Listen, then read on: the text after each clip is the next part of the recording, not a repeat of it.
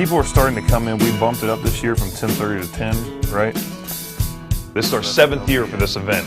It's an event that's different, it's unique, and at the end of the day, it's helped us raise millions and millions of dollars for what we do through the foundation. How about we just go through the run of show, kind of go over the big picture stuff. So we start in March. We have a whole process of identifying different potential sponsors, going out and trying to get people to come in from the vendor side to help cut down the cost, because a successful event happens when you raise a lot of money and you don't have a lot of cost. You know, how many things can I do to help offset those costs? Can we barter something in trade? You know, so there's so many different facets of this event. It's not just the day of, it's not just coming out and having a great time. It's really doing all the prep work to make sure that, you know, A, it's successful, B, it's got great participation, and then C, that everything can come together and it's all a well-oiled machine, which is a little hard to do. It's go time, man. It's go time.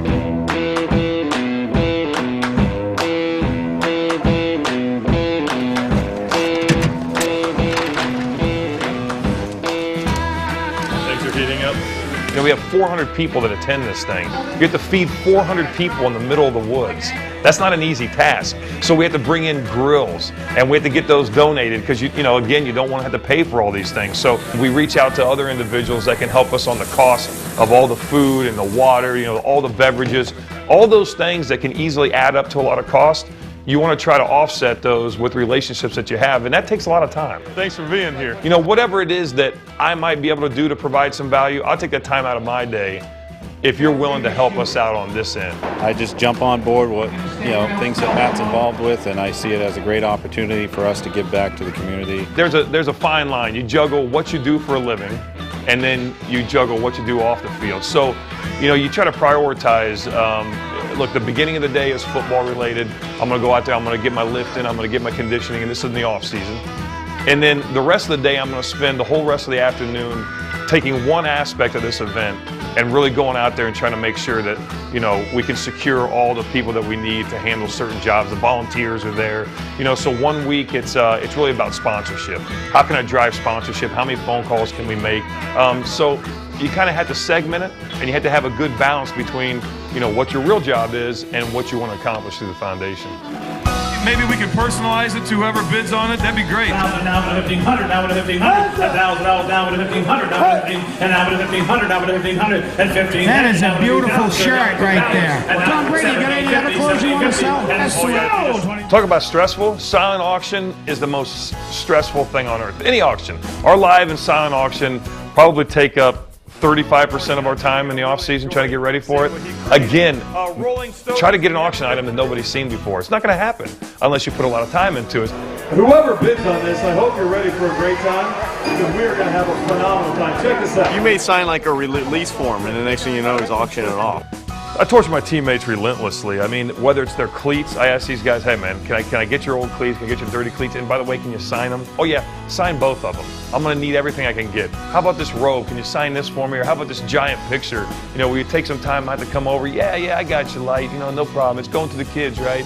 Yeah, it's going to the kids. I know, thank you for the 500th time. It's not an easy thing to do. Now you can't throw anything away, because you throw something away and then automatically he's reaching in the garbage to pull it out so he can sell it. So shoes, jerseys, hats, whatever he can get his hands on. And the thing is, like, it won't be asked for. It'll just be like missing from your locker. But you know what? I'm blessed to be in a place where these guys get it. They know it's not all about them. They know that what we do some great things, and they're more than willing to help us out, and that's huge. He's supported a lot of things that I've done, and it's nice to be able to support him.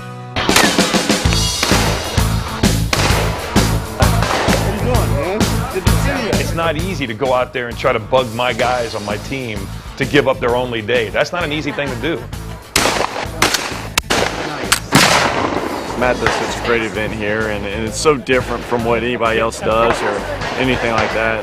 And he definitely put on a good time and have some fun. So we're really enjoying it. Yeah, baby, what now? Thank you. I got to paint a good picture the day of, like everything's great, everything's fine, and hopefully everyone will feel that energy coming from me. But at the end of the day, you know, this has been 7 months of preparation. This has been a million phone calls. It's been, you know, days where you want to go do something with your family, but you're not going to get a chance to because you have to go meet the guy when he says he can meet.